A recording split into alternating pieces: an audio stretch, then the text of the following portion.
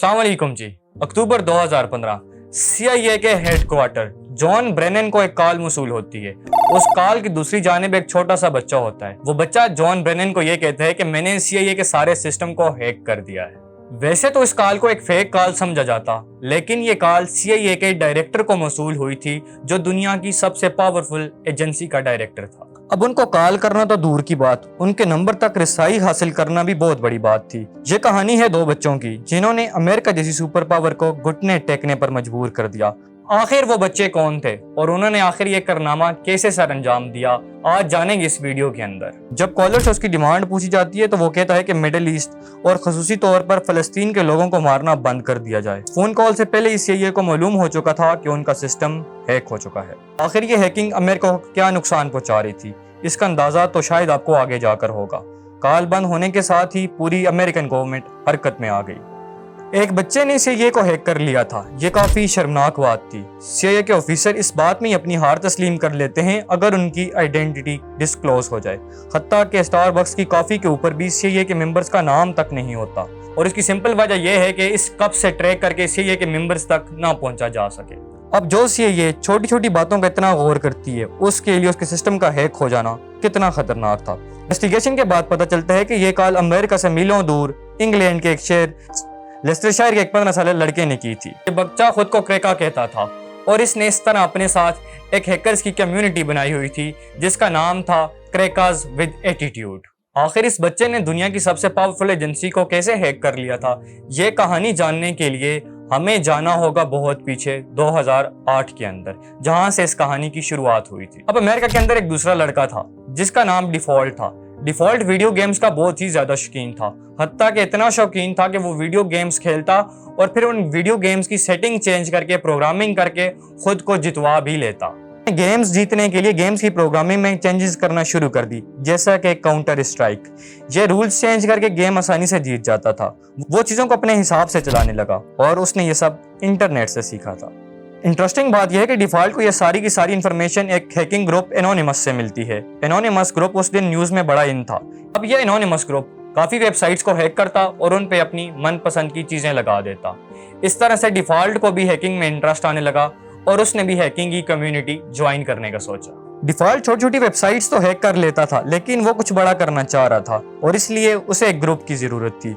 लिहाजा उसने एनोनसेक नामी ग्रुप में शामिल हो गया। एनोनसेक अब ज्यादातर हैकिंग पॉलिटिकल पर्पसेस के लिए करता था और इसके लिए वो बूट नेट का इस्तेमाल करता था, यानी वो वायरस जिस कंप्यूटर में भी चला जाएगा वो एनोनसेक के कंट्रोल में आ जाता था। अब जिस कंप्यूटर के अंदर ये वायरस चला जाता है उसे बोट कहा जाता है और सारे कंप्यूटर्स को मिलाकर बोट नेट कहा जाता है। अब ये जो बोट नेट है, इस बोट नेट की रिसाइट डिफॉल्ट के पास भी थी। डिफॉल्ट ने एक दिन कनाडा के मेडिकल कॉलेज की वेबसाइट हैक कर ली।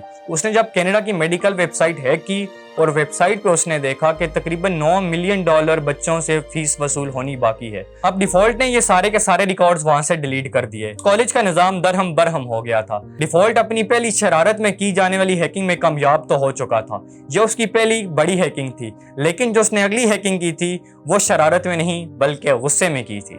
2014 के अंदर डेनमार्क एक शर्मनाक कानून पास करता है जिसके मुताबिक आप जानवरों से ज्यादती कर सकते हैं, यानी कि बदफेली की जा सकती है। अब जब डेनमार्क के अंदर इस बदफेली को लीगलाइज किया गया तो इस बात का गुस्सा डिफॉल्ट को बहुत ज्यादा था, क्योंकि उसे जानवरों से बहुत प्यार था और उसने अपना एक पेट डॉग भी रखा हुआ था। अब उसने अपनी टीम के साथ मिलकर डेनमार्क को सबक सिखाना चाहा। उन्होंने वेबसाइट हैक करके लिखा कि आप जानते हैं कि आपकी गवर्नमेंट जानवरों से बदफेली की इजाजत देती है, और इसके अलावा डिफॉल्ट ने बॉटनेस का इस्तेमाल करके इस लॉ के फेवर में जितनी वेबसाइट्स थी उन सबको उड़ा दिया। अब डिफॉल्ट की इस कामयाबी की वजह से पूरी दुनिया में इस चीज की मजम्मत होने लगी। सारी की सारी वेबसाइट, सारी की सारी गवर्नमेंट्स ने डेनमार्क की मजम्मत करना शुरू कर दी। इस मजम्मत का असर यह हुआ कि 1 साल के बाद डेनमार्क ने वो कानून वापस ले लिया। डिफॉल्ट कामयाब तो हो गया था, लेकिन इसका क्रेडिट सारे लोग एनोनिमस ग्रुप को देने लगे, क्योंकि उस वक्त यही हैकिंग ग्रुप हेडलाइंस में था। डिफॉल्ट को यहाँ पे बुरा लगा कि काम उसने किया और क्रेडिट कोई और ले गया। उसने हिम्मत ना हारी और अपना काम जारी रखा। बाकी हैकर्स की तरह डिफॉल्ट भी अपनी आइडेंटिटी डिस्क्लोज करना नहीं चाहता था, क्योंकि उसे पता था कि अगर वो पकड़ा गया तो उसका अंजाम बहुत ही हैबतनाक हो सकता है। और इसके लिए वो अपने घर का वाईफाई इस्तेमाल नहीं करता था, बल्कि उसने एक प्राइवेट सैटेलाइट कनेक्शन खरीद रखा था जो घर से काफी दूर इंस्टॉल था। अपने घर तक प्राइवेट नेटवर्क के इंटरनेट इस्तेमाल करता था। डिफॉल्ट का सिस्टम काफी सिक्योर था, जिसको ऑन होने में सिर्फ 30 मिनट लगते थे। आराम से ये 30 मिनट का इंतजार करता था, क्योंकि वो चाहता था कि वो उसका सारा का सारा सिस्टम सिक्योर रहे। अभी तक इस कहानी के अंदर सिर्फ हम 2 कैरेक्टर्स को जानते हैं, एक डिफॉल्ट जो अमेरिका के अंदर बैठा है और दूसरा क्रेका जो कि इंग्लैंड के अंदर मीलों दूर बैठा है। 2013 से पहले की बात की जाए तो ये दोनों एक दूसरे को जानते तक नहीं थे, लेकिन 2013 में आखिर ऐसा क्या वाकया हुआ कि ये दोनों एक साथ मिल गए। ये कंप्लीट कहानी जानने के लिए इस चैनल को सब्सक्राइब कीजिए। इस वीडियो के अगले पार्ट में हम ये जानेंगे कि कैसे क्रेका और डिफॉल्ट आपस में मिलते हैं और फिर दुनिया की सबसे पावरफुल एजेंसी की वेबसाइट्स को हैक करते हैं।